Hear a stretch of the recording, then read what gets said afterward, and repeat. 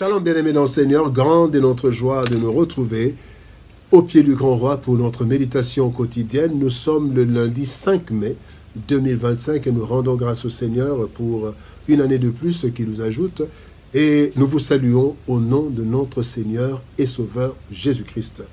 Pour notre méditation de ce jour, nous allons lire un texte dans le livre du prophète Ésaïe. Ésaïe chapitre 43, verset 1er, dans deux versions. Parole de vie 2017 nous dit « Maintenant, Israël, le Seigneur te dit ceci. Lui qui t'a créé et formé. N'aie pas peur, je te libère. Je t'ai appelé par ton nom, tu es à moi. » Louis II nous dit « Ainsi parle maintenant l'Éternel qui t'a créé, ô Jacob, qui t'a formé, ô Israël.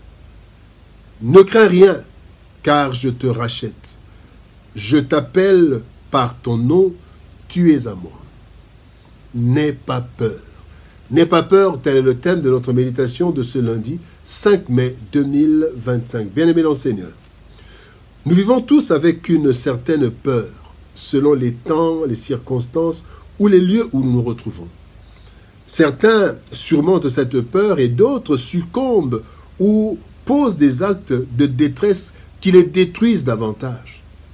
Cela est dû à notre nature humaine, car même le Christ, devant le supplice à venir, puisqu'il était homme, eh bien, il a eu peur, selon qu'il est écrit dans Marc chapitre 14, 33, il prit avec lui Pierre, Jacques et Jean, et il commença à éprouver de la frayeur et des angoisses.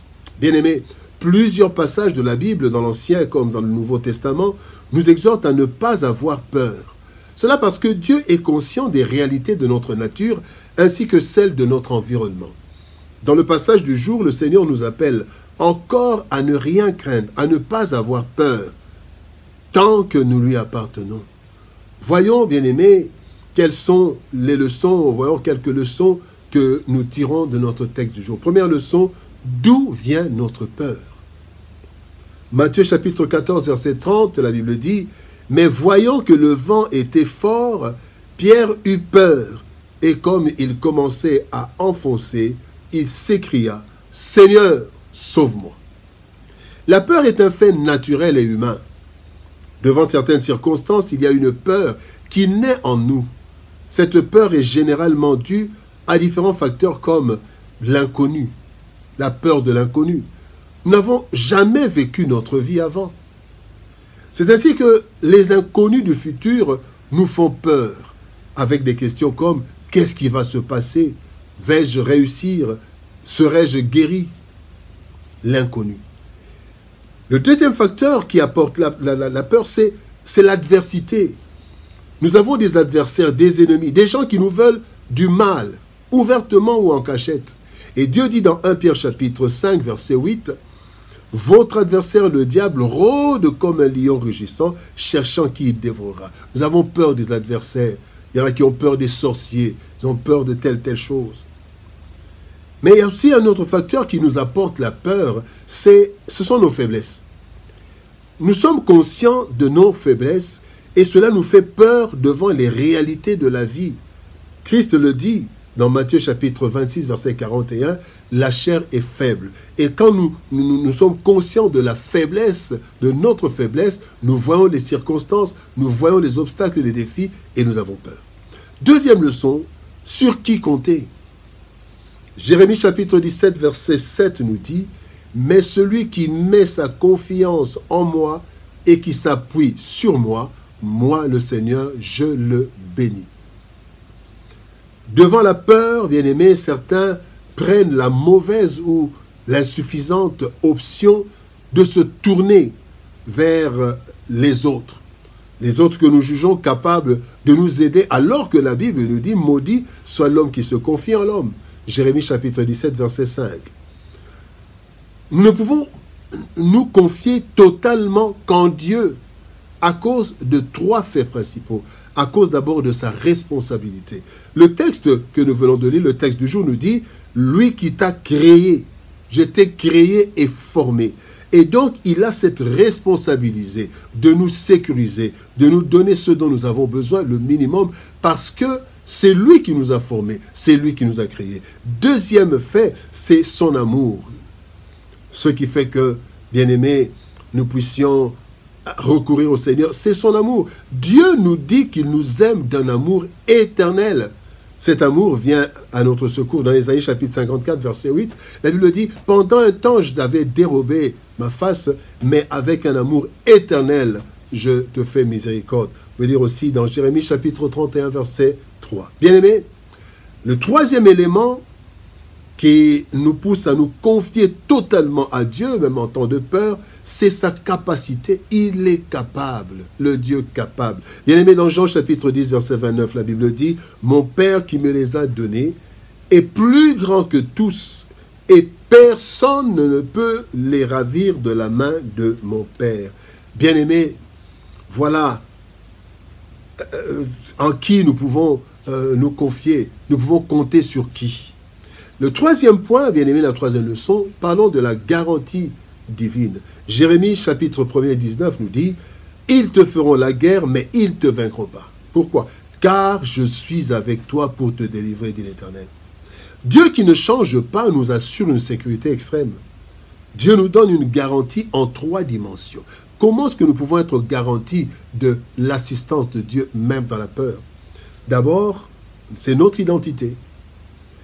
Notre identité est notre première garantie qui doit nous rassurer. La Bible nous dit dans Jean chapitre 1er verset 12, « Mais à tous ceux qui l'ont reçu, à ceux qui croient en son nom, elle, donc la parole, Jésus, a donné le pouvoir de devenir enfants de Dieu. » Nous sommes enfants de Dieu, c'est notre identité, ne l'oublions pas. Deuxième élément dans cette garantie, c'est notre vie de méditation et de prière. Marc 13, 33, Jésus dit, « Prenez garde, veillez et priez. » Et ces deux activités, donc la méditation de la parole et la prière, la vie de prière, eh bien ces deux activités doivent faire partie de notre vie de chaque jour. Chaque jour méditer, chaque jour prier. Et la troisième dimension de cette garantie, c'est le Saint-Esprit. Quand nous lisons 1 Jean chapitre 4, verset 4, la Bible nous dit, « Vous, petits enfants, vous êtes de Dieu, et vous les avez vaincus parce que celui qui est en vous est plus grand que celui qui est dans le monde. » Or, nous sommes le temple du Saint-Esprit. Celui qui est en nous, c'est le Saint-Esprit. Bien-aimé dans le Seigneur, n'aie pas peur. La peur ou la crainte est inhérente à la vie humaine, compte tenu de l'hostilité du monde dans lequel nous vivons, surtout lorsque nous marchons vers l'inconnu avec les faiblesses dues à notre nature charnelle. Christ aussi l'a connu, il a connu la peur, mais il a été rassuré par son Père. Dieu notre Père nous rassure aussi ce jour. Quelles que soient les réalités de nos vies que nous traversons ou que nous traverserons, sachant que celui qui nous a créés et formés, appelés, est responsable et dans son amour, il est capable de nous libérer de toute situation malheureuse qui peut nous arriver. Par la prière et la parole, bien-aimés, sûrs de notre appartenance à Dieu, avançons sans peur, car Dieu est notre sécurité. Prions. Père de gloire, nous te bénissons et te rendons grâce pour ton amour et ta bonté. Merci, Père, parce que tu nous rassures. Tu nous dis de ne pas avoir peur. Et tu nous dis de ne pas avoir peur parce que, Seigneur de gloire, tu nous as montré que tu es responsable et tu prends soin de nous. Tu nous as montré que tu nous aimes dans l'amour éternel et que, Seigneur, ô éternel de gloire, tu es capable de tout. Seigneur, ô Dieu de gloire, aide-nous. Aide-nous, Seigneur, à saisir cette garantie par notre identité, par la vie de prière et de méditation. Seigneur, aide-nous, ô Dieu de gloire, afin que nous puissions toujours aller de l'avant et ne pas avoir peur, quelles que soient les circonstances. Bénis ta parole et bénis ton peuple, au nom de Jésus-Christ, nous avons ainsi prié, Père. Amen. Bien-aimés dans le Seigneur, que Dieu nous bénisse. Shalom, au revoir, et par la grâce de Dieu, nous nous retrouvons demain pour une nouvelle méditation au pied du grand roi. Et encore une fois, nous rendons grâce à l'Éternel parce qu'il nous a ajouté une année aujourd'hui et que toute la gloire lui revienne. Shalom, au revoir et par la grâce de Dieu, à demain.